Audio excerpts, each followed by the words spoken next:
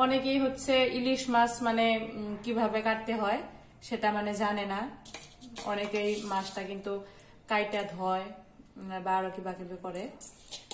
আজকের এই ভিডিওতে আপনাদেরকে দেখাবো ইলিশ মাছ কিভাবে কাটতে হয়। তো ভিডিওটা স্কিপ না করে সম্পূর্ণ দেখে থাকেন।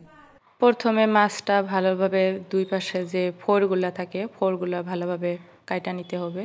তো আমি মাছটা ভালোভাবে ফোরগুলা কাইটা নিলাম, নিয়ে তারপর হচ্ছে মাছের ছালটা ভালোভাবে ছিলিয়ে নিতে হবে।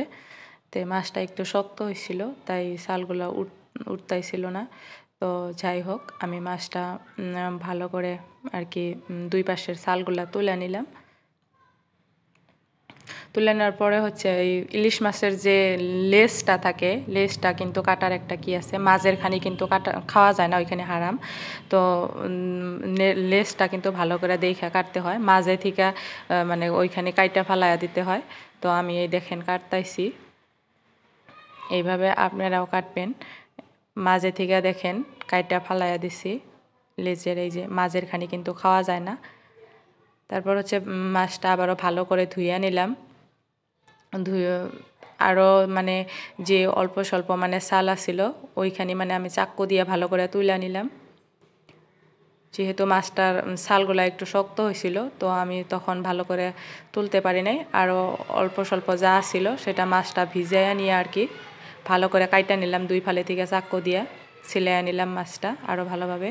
সিলাইয়া নিয়ে হচ্ছে মাছটা আর একটু ভালোভাবে ধুইলাম।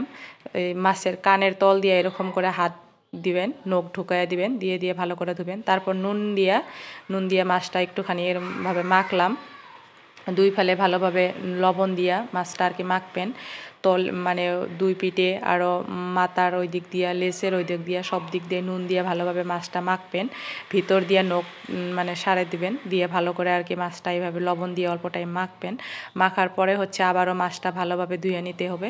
তো আমি দেখেন আবারও মাছটা আর কি ভালোভাবে ধুয়ে নিচ্ছি, যেহেতু কাটার পর আর মাছটা কাটবো না। ইলিশ মাছ মানে হচ্ছে কাইটা সেরা ধুলে ওই মাছের আর কি কোনো স্বাদ থাকে না।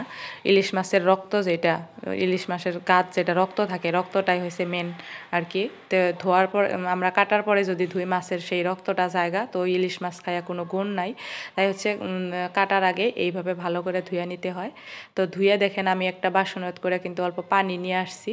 কাইটা মানে এই মাছের কান যে দুইটা থাকে, কান দুইটা আমি ওই পানিটার মধ্যে থুইছি। আর কাটার পরে বডিটা একটু মানে ময়লা ভরে, তাই আমি সেখানে পানি রাখছি, পানি দিয়ে হাত দিয়ে পানিতে হাতটা চুপকায়া আমি বডিটা বারবার আর কি ভালো করে ধুইয়া নিচ্ছি।